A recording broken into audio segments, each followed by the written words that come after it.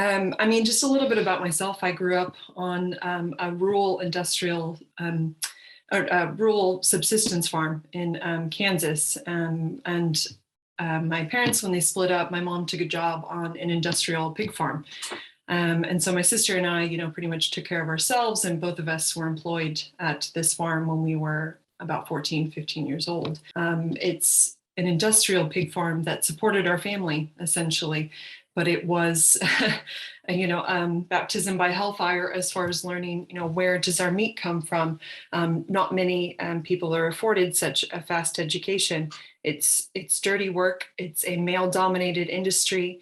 It's intensified production. They're often referred to as CAFOs, which are confined animal feeding operations. You're dealing with mass production, artificial insemination. You are treating animals with heavy use of antibiotics. You're learning how to process animals. So when I was 15, learning how to castrate baby pigs and, cut off their tails and clip their teeth, and you're giving shots, and you're working with heavy equipment. And I mean, it's dirty, filthy, smelly work. And that was one of the biggest pork producers in Kansas. And CAFOs are correlated with links to influenza, with zoonotic diseases, influenza, hepatitis, forms of strep, staph, and we've seen the increase of transmission as we've seen these types of farms grow, and particularly since the early 1980s. Now, like Kansas, Nebraska, Oklahoma, and Texas, these are your big beef country. And that comes along with the culture of eating meat that came out of, essentially World War II. Studies have linked this directly to surplus of grain production, the justification for trying to introduce more meat consumption into American diets. And there's links with patriarchy as well, and the effeminization of produce and fresh veg. And also has to do with the need to the increased utility of farm equipment and mechanization and chemical fertilizers and high yield seed. And this comes down a lot to imperialism and colonialism, these paths that we have and types of consumption and our relationship to the land as being disconnected and being above the land.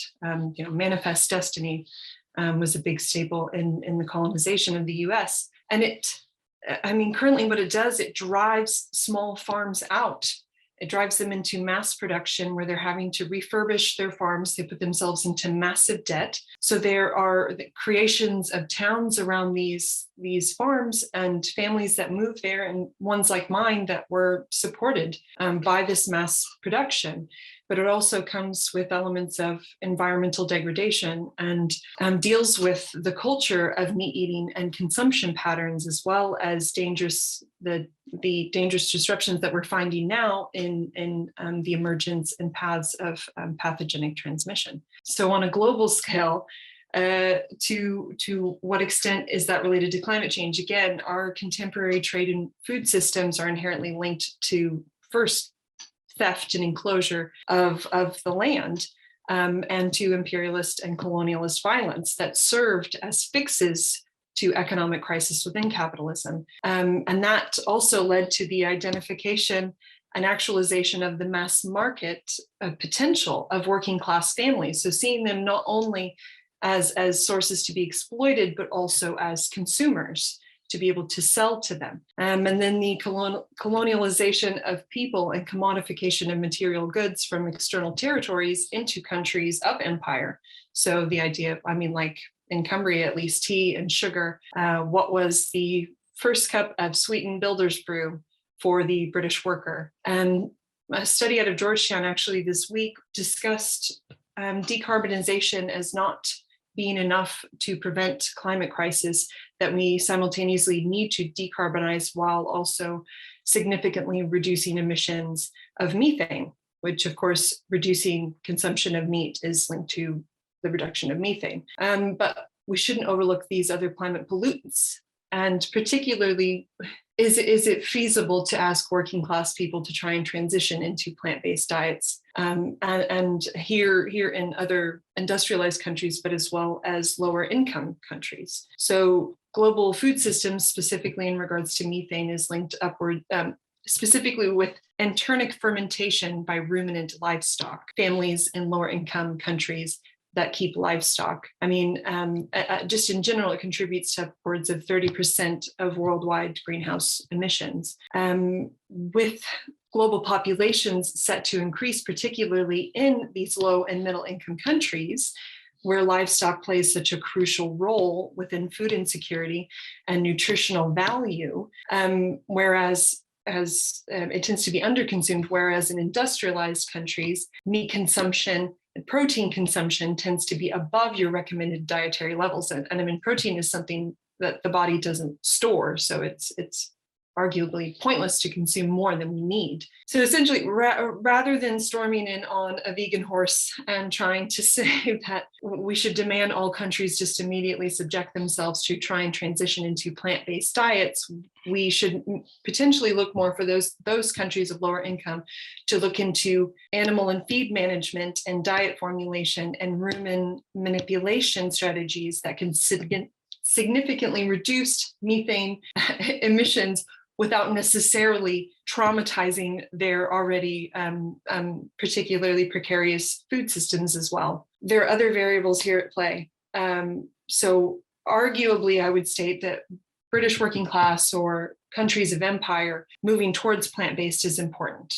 Statistically, it's one of the best ways to reduce carbon emissions, your carbon footprint. However, locality and food miles and food season are arguably huge variables that we need to consider. I mean, you have, there's an assumption that plant-based immediately equals green, it immediately equals better, and that's certainly not true. I mean, chickpeas, lentils, chia seeds, jackfruit that is grown in Asia, I mean, that links to deforestation and exploitation of workers. The idea of cruelty-free diets is a myth in more ways than one.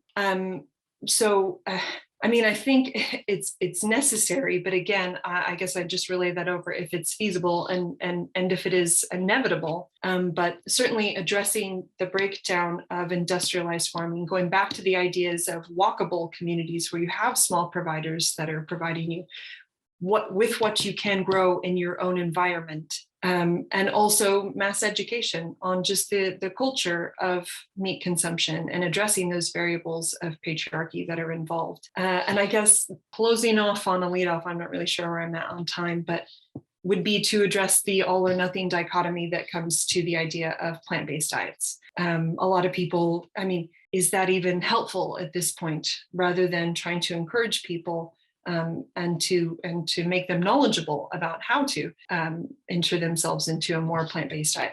I cannot imagine trying to give someone an aubergine and trying to tell them, go ahead and try and sustain yourself on that. It's just, it just wouldn't work, and it's not fair to working class people to try and have to do that. So I think predominantly, as far as like food systems go, it's about getting our own house in order while simultaneously educating ourselves to the importance of plant-based while trying to reduce our meat consumption and helping other lower income countries to make that transition as well.